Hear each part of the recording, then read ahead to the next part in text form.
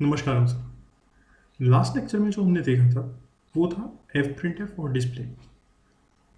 F print F और display के अंदर एक चीज़ जो डिफरेंस था कि अगर आप डिस्प्ले लिखोगे तो जो नेक्स्ट कमांड होगा वो न्यू लाइन पे प्रिंट होगा। एफ प्रिंट एफ में सेम लाइन में प्रिंट हो रहा था। दूसरी चीज़, लास्ट लेक्चर में हमने 2D एरे देखा था, 3D एरे देखना बाकी रह गया था। तो वो जो पेंडिंग चीज़ थी वो इस लेक्चर में दिखी जाएगी। अपार्ट फ्रॉम दैट, जो मिसलेनियस फंक्शंस होते हैं मैटलैब के अंदर जो कि बहुत यूजफुल है और हर एक कोड या स्क्रिप्ट के अंदर आपको यूज़ करने चाहिए, वो सारी चीज़ें आज हम इस लेक्चर में देखने वाले हैं। तो उस हिसाब से आज का लेक्चर इसलिए बहुत इंपॉर्टेंट है क्योंकि ये लेक्चर में जो चीज़ें यूज़ होगी वो सभी स्क्रिप्ट और सभी आगे वाले वो सारे लेक्चर्स के अंदर इनडायरेक्टली यूजफुल होने ही वाली है। Before starting today's lecture, let me take few seconds to introduce our content. We make videos on the following topics: post-grad guidance, honest reviews of colleges, interview with IITians, coding series, and in case you have not subscribed, please do it now. Let's continue today's lecture. तो सबसे पहले आज का start करते हैं F print F versus display. जैसे ही हम इस प्रोग्राम को रन करेंगे तो आप देख पा रहे हैं 3 हेलो वर्ल्ड सेम लाइन में प्रिंट हुए हैं और जो फाइनल हेलो वर्ल्ड है वो न्यू लाइन में प्रिंट हुआ। उसका रीज़न बहुत सिंपल था कि यहाँ पे जो फर्स्ट एफ प्रिंट एफ उसने सेम लाइन प्रिंट किया, second F print F same line print किया। क्योंकि थर्ड डिस्प्ले था तो फोर्थ लाइन पे जो कमांड होने वाला था उसके बाद जो भी लाइन आने वाली थी वो न्यू लाइन पे जाने वाली थी। इसीलिए जब ये फिफ्थ लाइन पे हेलो वर्ल्ड प्रिंट होगा तो वो जो फाइनल हेलो वर्ल्ड है वो न्यू लाइन पे प्रिंट होगा। तो मैंने आपको कहा था कि कुछ ऐसा होना चाहिए कि जिससे एफ प्रिंट एफ यूज़ करें तो भी वो न्यू लाइन पे ही प्रिंट करे। तो उसके लिए अगर आपको वैसा यूज़ करना हो तो ऑप्शन आपके पास है। इस डिस्प्ले को मैं पहले हटा देता हूँ। तो अगर आप यहाँ पे ये जो लिखा है उस लाइन के वहाँ पे आप लिख देंगे /n और आप उसको रन करेंगे क्लियर करके। आप रन करेंगे तो आप देख पाएंगे कि first hello world new line पे, दूसरा हेलो वर्ल्ड वो भी न्यू लाइन पे। दो आपने एफ प्रिंट एफ ही यूज़ किया है लेकिन यहाँ पे आपने चेंज क्या किया, आपका जो यहाँ पे ए वैल्यू था उस ए के अंदर आपने लिख दिया है /n। अब /n है वो यहाँ पे ये शो कर रहा है कि दैट मीन्स इसके बाद जो लाइन होगी वो न्यू लाइन में प्रिंट होनी चाहिए। इसलिए अगर आप एक एफ प्रिंट एफ को यूज़ कर रहे हैं और आपको उसके बाद जो भी लाइन हो वो न्यू लाइन में प्रिंट करना हो तो एट द एंड आपको लिखना होगा /n। अगर आप डिस्प्ले यूज़ कर रहे हैं तब तो ये झंझट आने ही नहीं वाला, ऑटोमेटिकली उसके बाद जो भी लिखा जाएगा वो न्यू लाइन में लिखने वाले हैं। लेकिन अगर एफ प्रिंट एफ यूज़ हो रहा है तो आपको यहाँ पे सिर्फ इतना याद रखना है कि आपको /n यूज़ करना है। दूसरी बात, अगर हम बात करें कि मैट्रिक्स कैसे डिफाइन की जाए, दैट इज 3D मैट्रिक्स। तो पहले हमने कहा था 2D मैट्रिक्स के लिए m क्रॉस n, तो 1 क्रॉस अगर मैं 3 लिख देता हूँ और उसकी वैल्यू मैं असाइन कर रहा हूँ 5, तो देखते हैं वो मैट्रिक्स B कैसा दिखेगा। That means it is a 1 cross 3, it is a row matrix, correct. Suppose अब मैं अगर 3 डायमेंशन कुछ नहीं है, 2 डायमेंशन जो होगा उसको स्टैकिंग करके किया जाएगा। तो उस केस में अगर आपको 3 डायमेंशन करना है तो आप यहाँ पे लिख देंगे 1, 3 और 1, उसके अंदर आपने लिख दी वैल्यू 5। आप इसको रन करेंगे तो आप देख पाएंगे कि जो C है ये है 005, that is the row matrix. But ये 3D मैट्रिक्स है।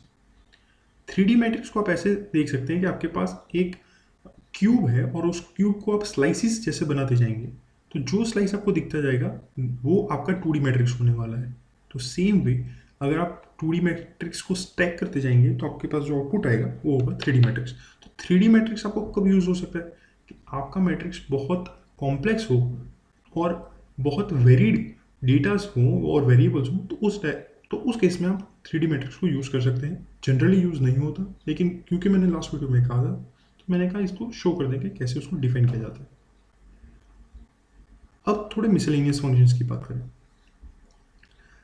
आप जब भी कोड लिखें तो 2-3 चीज़ें हमेशा लिखना चाहिए हर स्क्रिप्ट के पहले, that is clear all and CLC। सबसे पहला क्वेश्चन कि ऐसा लिखना क्यों चाहिए।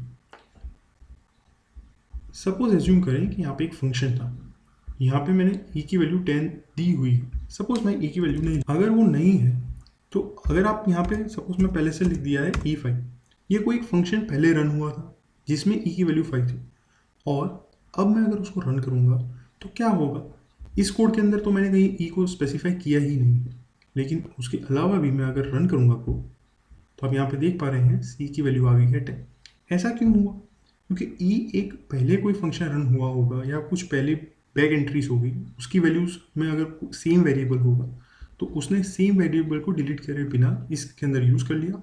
तो ये तो आपने एक गार्बेज इन था, तो आपको आउटपुट जो होगा वो भी गार्बेज आउट होगा।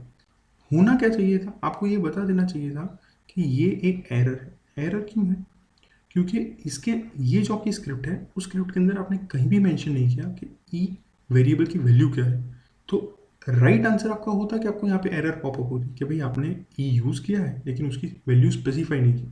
तो उसके लिए आपको यहाँ पे क्लियर और CLC हर प्रोग्राम के पहले लिख देना चाहिए।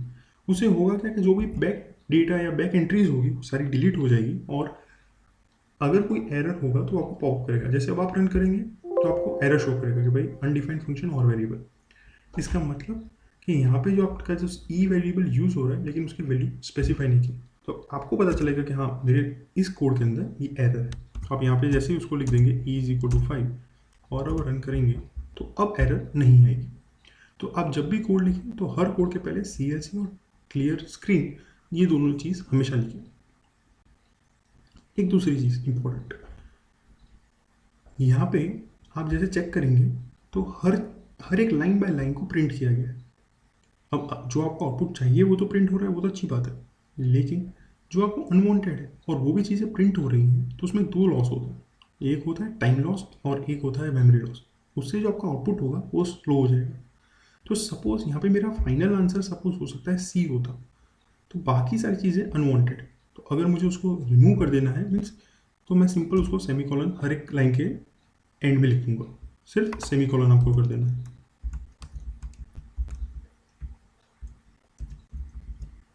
अब इससे होगा क्या, अब आप इसको फिर से रन करेंगे तो यहाँ पे एक ही value I that is C=10। ऐसा नहीं है कि इस कोड में लाइन बाय लाइन एग्जीक्यूट नहीं होगा, एग्जीक्यूट होगा, लेकिन कमांड विंडो में वही वैल्यू शो होगी जिसके एंड में सेमीकोलन यूज नहीं होगा। तो ये बहुत इंपॉर्टेंट है, इससे आपकी जो स्पीड होगी, इससे जो आपकी स्पीड होगी प्रोसेसिंग की वो बहुत बढ़ जाएगी। दूसरी चीज़, अमूमन बार ऐसा होता है कि आप अपना पुराना कोड देखेंगे तो आपको खुद को पता नहीं चलेगा कि कोड क्यों लिखा था, क्या कर रहा था कोड। तो एक बेटर प्रैक्टिस होती है कि आप जो भी लिखें या जो भी कोड करें उसको पहले मेंशन कर दीजिए कि एटलीस्ट आप कर क्या रहे हैं उस कोड के अंदर। तो उसके लिए आपको एक कमेंट होता है जो आप Ctrl+R करेंगे तो भी आ सकता है, या फिर शिफ्ट और परसेंटेज सिंबल करने से आ जाएगा। जैसे मैं यहाँ पे लिख दूंगा this is a trial program. अब इससे होगा क्या कि मैं जब भी ये प्रोग्राम को ओपन करूँगा तो मुझे एक आइडिया लग जाएगा कि हाँ ये किसके लिए बनाया था। वरना सिर्फ वेरिएबल्स और वही चीज़ होगी, आइडिया लगना बहुत टफ होगा कि ये चीज़ कर क्या रही है और क्यों क्रिएट की गई थी।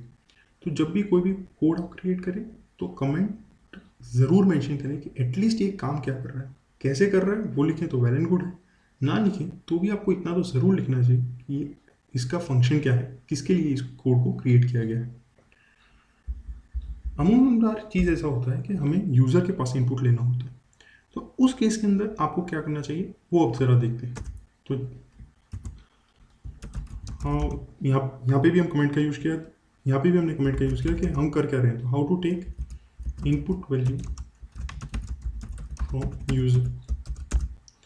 उस केस में आपको सिंपल P = अब ले रहे हैं इनपुट, यहाँ पे लिख दोगे input, enter the instructor name.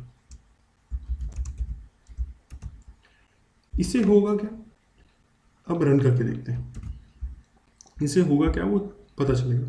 तो जो लाइन आपने इनपुट के अंदर लिखी है वो लाइन यहाँ पे, अब सपोज मैं यहाँ पे इंस्ट्रक्टर का नेम वेरिएबल तो नहीं है, लेकिन मैं अगर सपोज 8 लिखूंगा तो वो P की वैल्यू असाइन हो जाएगी 8।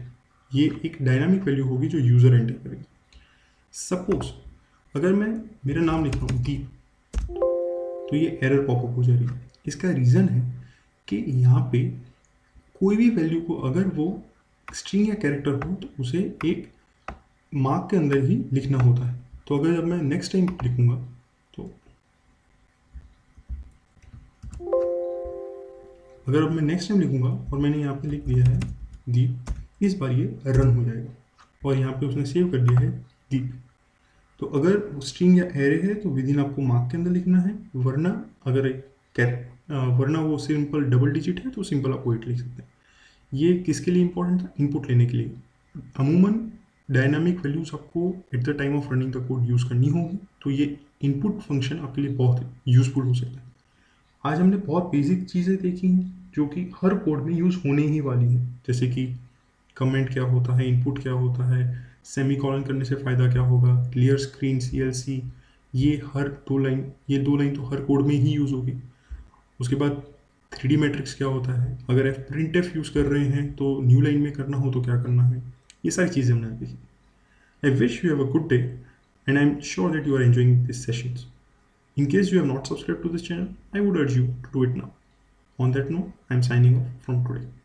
Have a great day.